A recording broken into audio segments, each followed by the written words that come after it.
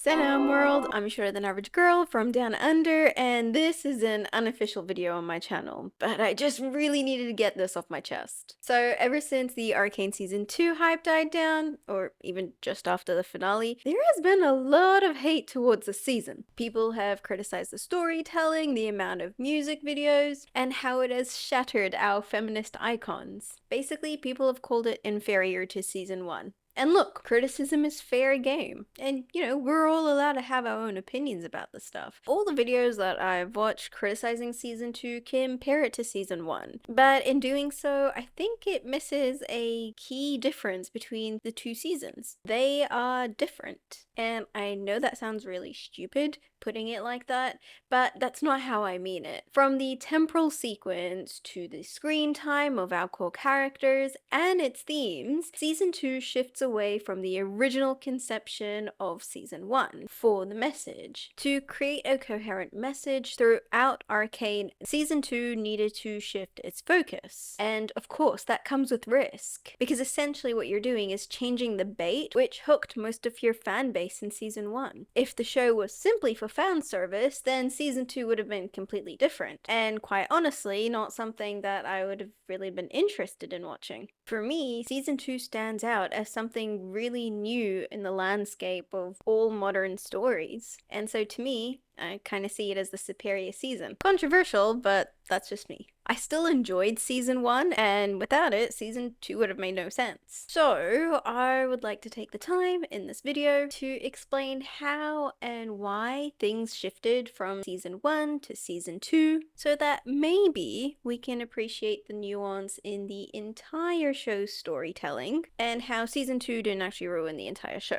The focus of Season 1 is the past. Each of our 6 titular characters get at least a flashback of a significant point in their childhood which impacted and shaped who they were in the present, let alone 3 full episodes setting up for our core characters. In the 2 parallel trios, the character that gets the most screen time respectively are our lovers, with Vi getting the most screen time in Season 1 and Jace third after Jinx. The season focuses on the dilemma of the past shaping our expectations, resolve, and needs. The impact of trauma, guilt, and betrayal. As such, this season acts as an exercise of dissecting human psychology. It's individualistic and selfish. Consequently, it needed the nuance that people really enjoyed about the season to be able to deliver this exercise in a powerful and sensitive manner. And just as a side note, I think both seasons of Arcane handle contentious and sensitive topics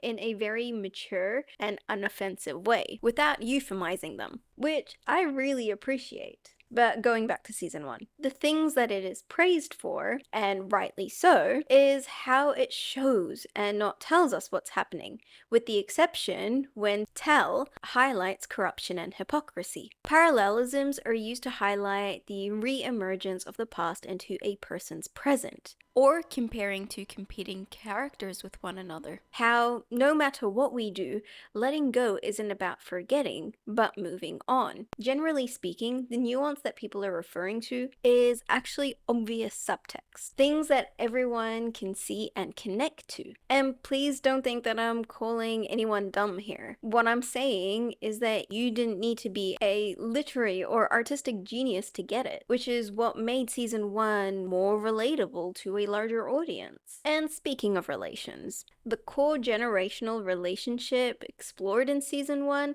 is that between a parent and their child. Vander and Vi, Jinx and Silco, Kate and Cassandra, and Malin and Bessa. Again, parent-child relations are things that every human can relate to, regardless how it actually looks like in your life. But it's also tied to the theme of the past. Season 1 highlights how generational trauma and self-determination is passed down to their child, resulting in the breakdown of the child's feeling of love, appreciation, and self-worth. All 4 daughters rebel against their parent in one way or another to prove that they are worth something. And we'll break down the story of these 4 queens in their own video essays, but the common thread between all 4 stories is that their parents loved them and did what they did, believing it was for the sake of their child. But when you project your experience on your children, you're stopping them from reaching their potential, aka Season 1. None of our 6 titular characters face direct consequences of their actions by law or nature. They simply get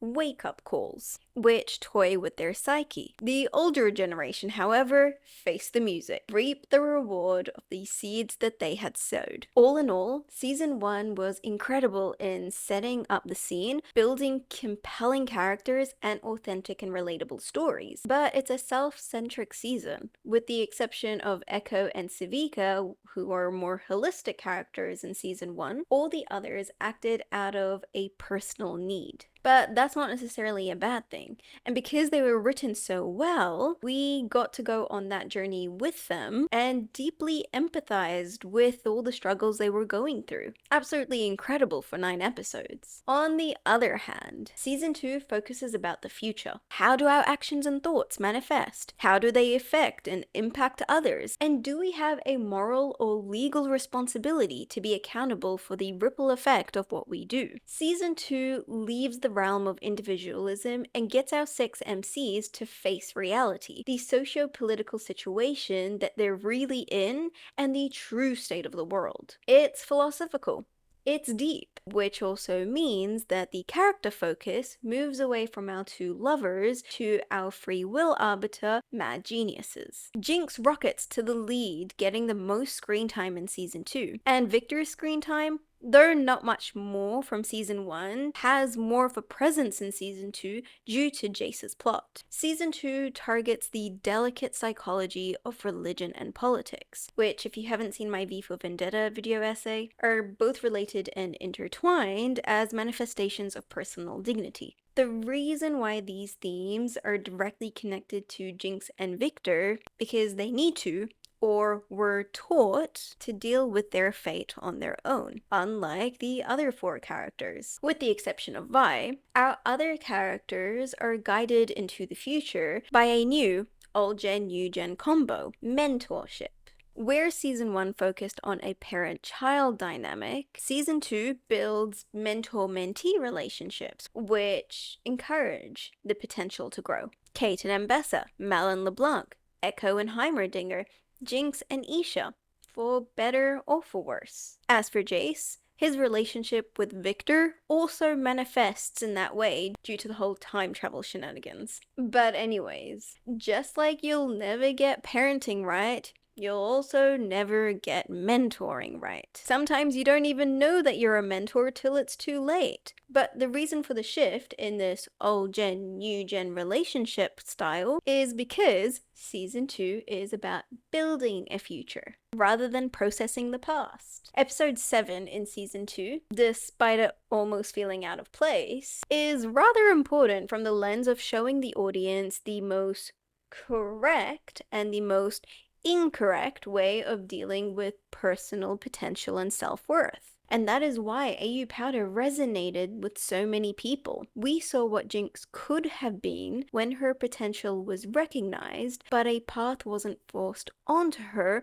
by her crippling self-worth. A self-worth which is determined by how other people interact with her. But that's for another video essay. Due to this non-self-centric future focus in Season 2, not all the previous storytelling tools could be translated from Season 1. How our mind perceives the past and the future are very different. The past has happened. It's set in stone. So we can work on processing it, learning from it, reminiscing, and getting emotional over it. The future is uncertain, an infinite amount of possibilities, potentials, and outcomes. Square-bound infinity, mind you though, because it's chaotic, but bound by the laws which lead to well-defined consequences. You can deal with it, but the future demands a different skill set to interpret than the past needs to be established. So, when it comes to processing the past or the future,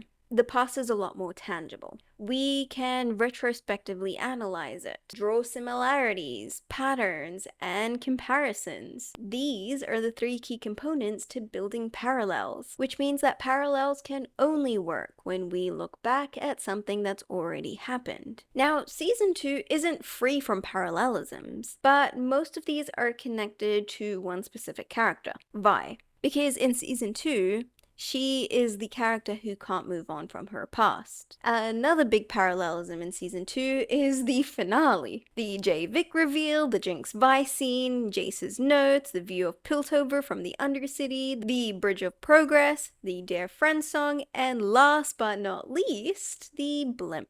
And this was done so to tie the future to the past and show the cyclical nature of life. But the future, well, parallelism doesn't work. When we interpret the future, it's all probabilistic. We then use the past for pattern recognition to statistically analyze these probabilities. In doing that, we eliminate outlier events, which means that we humans are less prepared for and more impacted by these when they do happen.